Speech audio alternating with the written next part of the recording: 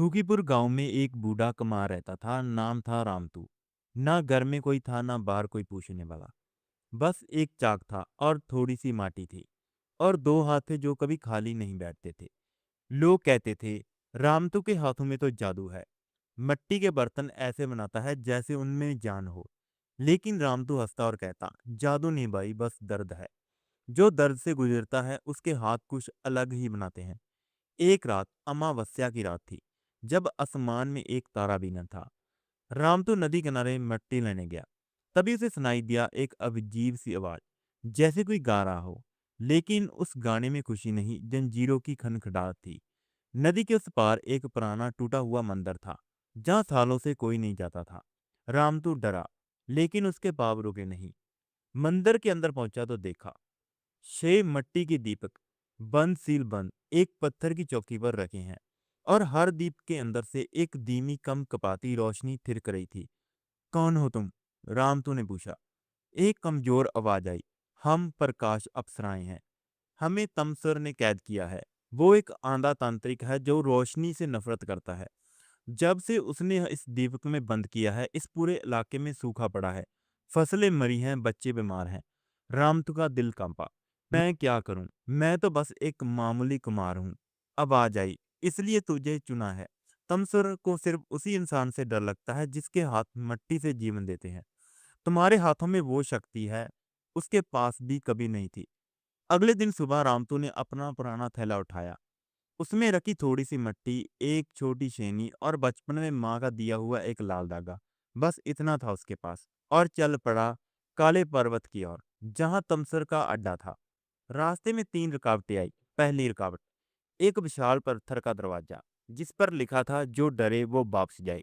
रामतू ने मिट्टी निकाली, उस दरवाजे की दरारें भरी और बोला, दरारें भरना मेरा काम है। दरवाजा खुल गया। दूसरी रुकावट, एक अंधा बाघ जो गन से शिकार करता था। रामतू ने घबराहट में माँ का लाल धागा जमीन पर रख दिया। बाघ उस धागे के पास आया और सूंघा। सब कुछ चुपचाप बैठ गया। कुछ चीजें माँ की जात की तरह होती है, हर खतरे को नर्म कर देती है।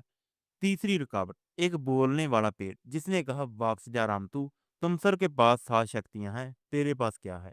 रामतू रुका, सोचा, फिर बोला, उसके पास 7 शक्तियां हैं, मेरे पास एक काम है। और जिसके पास काम होता है वो शक्ति नहीं गिनता। पेड़ चुप हो गया, रास्ता खुल गया। पहाड़ की चोटी पर एक अंगोरी गुफा थी। रामतू अंदर पहुंचा। तमसर एक बूढ़ा झुका हुआ इंसान पत्थर पर बैठा था। उसकी आंखें बंद थी, लेकिन चेहरे पर एक अजीब सा दर्द था। आ गया तुम? तमसर बोला बिना आंखें खोले। हाँ, रामतू बोला। डर नहीं लगा? लगा, लेकिन जिन दीपकों में रोशनी बंद है उनके लिए डर से बड़ा और क्या होता है। तमसर हंसा, एक टूटी हुई दर्द भरी हंसी। और फिर उसने अपनी आंखें खोली। वो अंधा था सच में। बोला, जानता है मैं रोशनी से नफरत क्यों की? क्योंकि जब मैं जवान था, मेरे गांव में बाढ़ आई। मैं रोशनी ढूंढता रहा मदद के लिए, लेकिन कोई नहीं आया। मेरा परिवार डूब गया। उस रात के बाद मेरी आंखों की रोशनी भी चली गई। मैंने तय किया, अगर रोशनी मेरे काम नहीं आई तो किसी के काम नहीं आएगी। रामतो की आंखें भर आई। तुम्हारा दर्द सच्चा था, लेकिन सजा तुमने गलत लोगों को दी। लंबी चुपी छाई। रामतो ने थैले से मिट्टी निकाली और तुमसर के सामने बैठकर उसकी 2 आंखें बनाई मिट्टी की, इतनी बारीकी से, इतने प्यार से, जैसे वो किसी के लिए सबसे जरूरी चीज बना रहा हो। फिर बोला, मेरे पास जादू नहीं, लेकिन जब कोई इंसान किसी दूसरे का दर्द सच में समझे तो मिट्टी भी उठती है। और उसने वो मिट्टी की आंखें तमसर की हथेली पर रख दी। तमसर कांपा।